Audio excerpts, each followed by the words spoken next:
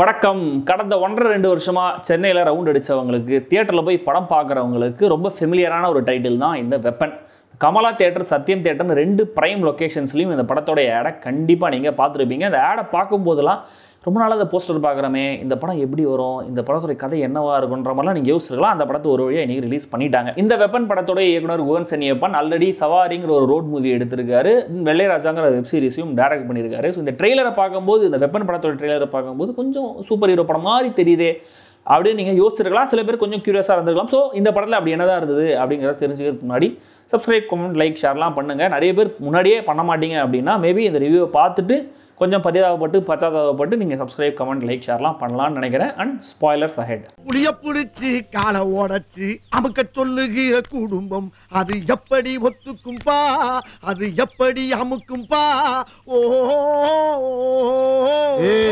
Weapon படத்துடைய கதை என்னன்னு கோர்வையாக சொல்கிறவங்களுக்கு பரிசு அறிவிக்கலாங்கிற ரேஞ்சில் இந்த படத்துடைய கதையோட்டம் இருக்குது. இருந்தாலும் எனக்கு புரிஞ்ச கதையை நான் உங்களுக்கு சொல்ல ட்ரை பண்ணுறேன். படத்துடைய ஓப்பனிங்லேயே தேனி மலைப்பகுதிகளில் ஒரு பெரிய பிளாஸ்ட், ஒரு ஃபயர் ஆக்சிடென்ட் மாதிரி ஒன்று நடக்குது. அந்த மலை அடிவாரத்தில் வசந்த் ரவியை என்எஸ்டி கமாண்டோஸ் அரெஸ்ட் பண்ணுறாங்க. அரெஸ்ட் பண்ணி, நீ எதுக்கு இங்கே வந்த, ஒன்றால் தான் இந்த ஆக்சிடென்ட் நடந்துச்சு, நீ யார் ஒரு டெரரிஸ்டாங்கிற ரேஞ்சில் அவர் விசாரிக்கிறாங்க. ஆனால் அவர், ஐயோ நான் டெரரிஸ்ட்லாம் இல்லைங்க, நான் ஒரு சாதாரண யூடியூபர், என்னோட யூடியூப் சேனலில் சூப்பர் ஹியூமன்ஸை பற்றிலாம் நான் ஆராய்ச்சி பண்ணி அவங்கள பற்றின வீடியோஸ்லாம் போடுறேன். அப்படி ஒரு சூப்பர் ஹியூமன் இந்த பகுதியில் இருக்கிறதா எனக்கு தெரிய வந்துச்சு, அவரை தேடி நான் இங்கே வந்தேங்கிற மாதிரி சொல்கிறாரு. இன்னொரு பக்கம் பிளாக் சொசைட்டிங்கிற மாதிரியான ஒரு கிரிமினல் குரூப், ஒரு இலுமினாட்டி மாதிரியான ஒரு குரூப்னு வச்சுக்கோங்களேன், அந்த குரூப்பும் இந்த சூப்பர் ஹியூமனை தேடிட்டு இருக்காங்க. அவரை வச்சு ஏதோ அவங்க பிளான் பண்ணுறாங்க. அந்த சூப்பர் ஹியூமன் யாருங்கிறது ட்ரெய்லரை பார்த்தா தெரிஞ்சிருக்கும். சத்யராஜ் அந்த சூப்பர் ஹியூமன். ஸோ அந்த சூப்பர் ஹியூமனை இவங்க 2 பேரும் தேடி கண்டுபிடிச்சாங்களா இல்லையா, அந்த சூப்பர் ஹியூமனை மீட் பண்ணதுக்கு அப்புறம் என்ன ஆச்சு, இதெல்லாம் தான் வெப்பன். வெப்பன் படத்துடைய நல்ல அம்சங்களை முதல்ல சொல்லி முடிச்சிடுறேன். படத்துடைய டைரக்டர் குகன் சென்னியப்பன் ஒரு ஹாலிவுட் லெவலில் ஐ கான்செப்ட் மாதிரி ஒரு ஜானரில் ஒரு படம் எடுக்கணும்னு ட்ரை பண்ணியிருக்காரு. அந்த இன்டென்ஷனுக்கு முதல்ல பாராட்டுகள். தென் படத்தில் பட்ஜெட் கன்ஸ்ட்ரெயின்ஸ் இருந்தாலுமே கூட அந்த கலர் கிரேடிங்கிறது நல்லா பண்ணியிருக்காங்க. மேபி இப்போ மோஸ்ட்லி பெரும்பாலான காட்சிகள் இதில் தான் இருக்குது, டார்க்கில் தான் பண்ணியிருக்காங்க. பட் ஸ்டில் இந்த கலர் கிரேடிங்கிறது ஒரு மாதிரி நல்ல குவாலிட்டியாகவே பண்ணியிருக்காங்க. அதுக்கும் பாராட்டுகள். அண்ட் இன்னொரு மிகப்பெரிய ரிலீஃப் என்னன்னா, படம் வெறும் 2 மணி நேரம் மட்டுமே ஓடுது. ஸோ அதுவும் ஒரு வகையில் நல்ல விஷயமா நம்ம பார்க்கலாம். ஸோ இதுக்கு மேலே இந்த ரிவ்யூவை பார்க்காததும் உங்களுடைய இஷ்டம். ஏன்னா இதுக்கு மேலே இந்த படம் என்னை எப்படிலாம் ஃப்ரஸ்ட்ரேட் பண்ணிச்சுங்கிறத தான் நான் சொல்ல போகிறேன். தனிப்பட்ட தாக்குதல்லாம் எப்பவும் போல இருக்காது, இருந்தாலும் நான் அவங்களை தயார்படுத்தணும் இல்லையா. 2 வருஷமா இந்த படத்துடைய ப்ரொமோஷன் போஸ்டரையும் சமீபத்தில் வந்த ட்ரெய்லரையும் பார்த்துட்டு இந்த படத்துடைய கதை இப்படி தான் இருக்குங்கிற மாதிரி நம்ம மைண்டில் ஒன்று யோசிச்சு வச்சுருப்போம்ல. கண்டிப்பாக அதுவே இவங்க காட்டின கதையோட 200% சுவாரஸ்யமான கதையாக இருக்கும். ஏன்னா இந்த படத்தில் இவங்க கதை சொல்லும் போது ஆரம்பிக்கிறாங்க. ஃபஸ்ட்டு இந்த நேதாஜி சுபாஷ் சந்திர போஸ் ஹிட்லரை போய் மீட் பண்ணும்போது வாய்ஸ் ஓவரில் ஆரம்பித்து கடைசி ஃப்ரேம் வரைக்கும் பயங்கர ஃபேக்காக ஒரு வானபி டோனில் தான் மொத்த படமுமே இருக்குது. ஒவ்வொரு ஷார்ட்லேயும் காணியான ஒவ்வொரு டயலாக்ஸ்லையும் நம்மளை தொடர்ந்து வெறுப்பேற்றிக்கிட்டே இருக்காங்க. நான் லீனியராக செம்மையாக கதை சொல்கிறேன் பாரு அப்படின்னு ஆரம்பித்து சுத்தமாக கோரன்ஸே இல்லாமல் ரேண்டமாக இஷ்டத்துக்கு எதையோ கிண்டி வச்சுருக்காங்க. ஹெப்பா யோசிக்கிறேன் பாருன்னு சம்மந்தமே இல்லாத ஐடியாஸ் ஒரு பக்கம். அக்னி, மித்ரன், தேவ் கிருஷ்ணாவ், அகிரா, அவந்திகா, சாலமன், ஓம்கார்னு ஹெப்பான ஃபேன்சியான நேம்ஸ் இன்னொரு பக்கம். இது என்ன மாதிரியான யூனிவர்ஸ்னே என்னால் கிரகிச்சிக்க முடியல.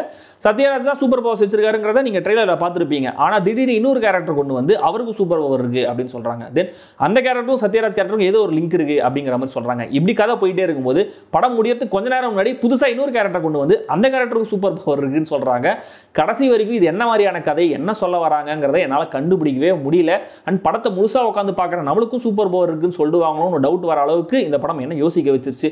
இதுக்கு நடுவில் இந்த குழந்தைங்களை வச்சு இல்லீகலாக மெடிக்கல் எக்ஸ்பீரியன்ஸ்லாம் பண்ணுறாங்கிற மாதிரி வேற ஏதோ சம்மந்தமே இல்லாத ஒரு ட்ராக் தலையை கட்டிட்டு போகுது. இது சூப்பர் ஹியூமன்ஸை தேடி போகிற ஒரு கேரக்டரோட ஜேர்னியா, இல்லை என்விரான்மெண்ட்டை காப்பாற்ற நினைக்கிற ஒரு ஹீரோவோட ஜேர்னியா, இந்த சீக்ரெட் பிளாக் சொசைட்டின்னு சொல்கிறாங்களே, அடுத்த சீன்லேயே அவங்க எல்லாருமே செத்து போயிடுறாங்களே, அவங்கெல்லாம் யார், அண்ட் இவங்க சூப்பர் பவர்ஸ் இருக்குன்னு சொல்கிறாங்க சில கேரக்டர்ஸுக்கு. அதாவது இருந்த இடத்துலேருந்தே யாரை வேணால் கண்ட்ரோல் பண்ண முடியாத அளவுக்கு அவங்க சூப்பர் பவர்ஸ் இருக்கும்போது எதுக்கு அடியாட்கள்லாம் அவங்க பக்கத்தில் போய் அடிக்கணும், கையில் மண் வெட்டி சுற்றி கத்தியெல்லாம் வச்சு இவங்க அடிக்கணும் அப்படிங்கிறதும் புரியல. தென் கௌதம் மேனன் மாதிரியே ராஜீவ் மேனனுக்கு ஏதாவது கடன் தொல்லை இருக்கா, அப்புறம் ஏன் ஒரு விடுதலை மாதிரியான ஒரு படத்தில் நடிச்சுட்டு இப்படியான ஒரு கார்பரேட் வில்லன் ரோலில் நடிக்கணும்னு படம் பார்க்கும்போது நம்மளுக்கு வர சந்தேகங்கள் ஒன்றல்ல இரண்டல்ல. இருட்டு ரூமில் கருப்பு ட்ரெஸ், கருப்பு கண்ணாடி, இந்த ஃபுல் கருப்பு சூட்லாம் போட்டுக்கிட்டு நல்ல ஃபேன்சியான ஆங்கில வார்த்தைகளை டயலாக்ஸில் கலந்தா மட்டுமே ஹாலிவுட் ஃபீல் வந்துடும் நினச்சிட்டாங்களோ என்னமோ தெரில. இந்த black society, neutrino, genetically modified, super serum, super human, hitman, assassin, assassin, wolf gang, cloning, robotics, biotech, jammers, aura, அல்ட்ராசோனிக்னு அடிச்சு விடு ஓம்பாட்டுக்குன்னு படம் முழுக்க இஷ்டத்துக்கு இவங்களா நிறைய டேர்ம்ஸ் அடிச்சு விட்டுக்கிட்டே இருக்காங்க. இந்த 5 ஸ்டார் ஹோட்டலில் சாப்பிடணும்னு போய் உட்காந்துட்டு ஒரு பெரிய மெனு லிஸ்ட் அவங்க போய் எழுதி படிக்கிறாங்கன்னு வச்சுக்கோங்களேன். இது இருக்குது அது இருக்குதுன்னு சொல்லிட்டு பயங்கரமாக நீங்கள் ஆர்வமாக கேட்குறீங்க.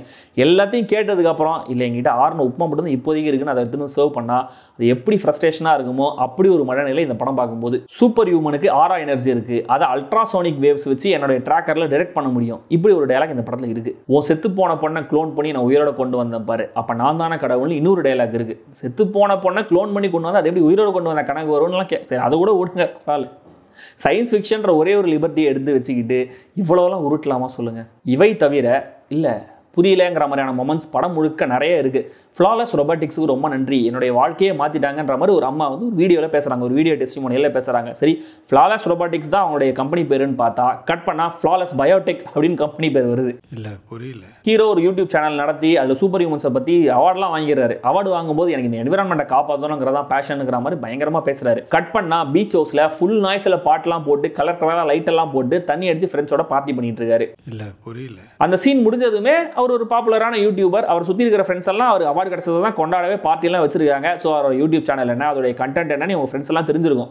ஆனாலும் ஏதோ அப்போ தான் ஃபஸ்ட் டைம் கேட்குறாங்கன்ற மாதிரி, என்னது சூப்பர் ஹியூமன்ஸை தேடி போறியா, அதெல்லாம் ரொம்ப ஆபத்தான விஷயம், அதெல்லாம் நம்பவே கூடாது, அதெல்லாம் நீ பண்ணவே பண்ணாதுன்ற மாதிரி சொல்கிறாங்க. இல்லை புரியல. இப்படி அபத்த களஞ்சியமான காட்சிகள் படம் முழுக்க கொட்டி கிடக்கு. உன்னை நிறைய ஹாலிவுட் படங்கள் பார்க்காதன்னு சொன்னேன், கேட்டியா அப்படின்னு ஹீரோயின் கேரக்டர் ஹீரோவை பற்றி கேட்பாங்க. இதே கேள்வியை டேரக்டரை பார்த்தும் யாராவது கேட்டிருக்கலாம். இந்த ஆஸ்பைரிங் ஸ்க்ரீன் ரைட்டர்ஸ் டேரக்டர்ஸ்க்குலாம் ஒரு சின்ன சஜஷன், உங்ககிட்ட நிறைய கிராண்டான ஐடியாஸ் இருக்கலாம், பயங்கர ஹைஃபையாக நீங்கள் யோசிக்கலாம், இது வரைக்கும் சினிமாவில் வராத ஐடியாஸ்லாம் உங்கள் மைண்டில் இருக்கலாம். ஆனால் அந்த ஐடியாஸ் மட்டுமே ஒரு கதையாயிடாது, அந்த ஐடியாஸ் மட்டுமே ஒரு படம் ஆயிடாது, அந்த ஐடியாஸ் மட்டுமே ஒரு திரைக்கதை ஆகி விடாது. தயவு செய்து இதை ஞாபகத்தில் வச்சுக்கோங்க. உங்ககிட்ட நிறைய ஐடியாஸ்லாம் இருக்கலாம், ஆனால் அந்த ஐடியாஸை மட்டுமே வச்சுக்கிட்டு அதை சுற்றி ஒரு ப்ராப்பரான கோர்வையான சுவாரஸ்யமான கொஞ்சம் எமோஷனல் கனெக்டோட கொஞ்சம் கூட நம்பும்படியான கதையோ திரைக்கதையோ இல்லைன்னா அதோடைய எண்ட் ரிசல்ட் எவ்வளவு சுமாராக வரும் அப்படிங்கிறதுக்கு இந்த வெப்பனும் ஒரு உதாரணம். மொத்தத்தில் இந்த வெப்பன் படம் பார்க்குற நமக்கு கொஞ்சம் ஆபத்தானது. பயங்கர எக்ஸ்பெரிமெண்டலாக ஏதோ ட்ரை பண்ணி அந்த எக்ஸ்பெரிமெண்ட் விபரீதமாக போய் லேபே வெடிச்சு சேரன ஃபீல் தான் படம் பார்த்து முடிக்கும் போது எனக்கு இருந்துச்சு. ஸோ அடுத்த படத்தில் ஒரு நல்ல கம்பேக் தருவாங்க என்று நம்புவோமாக. செகண்ட் பார்ட்டுக்கு வேறு லீடு வச்சிருக்காங்க. ஸோ வெப்பன் பார்ட் 2 வந்து செவ்வாய் கிரகத்தில் நடக்குது. அங்கே எலான் மஸ்க் எக் பிரியாணி கடை வச்சிருக்காரு, அமேசான் வந்து பிரைம் டெலிவரியெல்லாம் கொடுக்குறாங்கன்ற மாதிரி நம்மளா இஷ்டத்துக்கு அடிச்சு விடலாம். இந்த பார்ட்டுக்கு வெப்பன் அப்படின்னு பேர் வச்சதுனால அடுத்த பார்ட்டுக்கு அப்பன் அப்படின்னு கூட நம்ம பேர் வைக்கலாம். இதே இவ்வளோ அபத்தமாக இருக்குன்னு யோசிச்சிங்கன்னா இவ்வளோ அபத்தங்கள் பார்ட் 1ல் சாத்தியப்படும் போது பார்ட் 2ல் நான் சொன்ன அபத்தங்கள்லாம் சாத்தியப்படாதா சொல்லுங்கள்?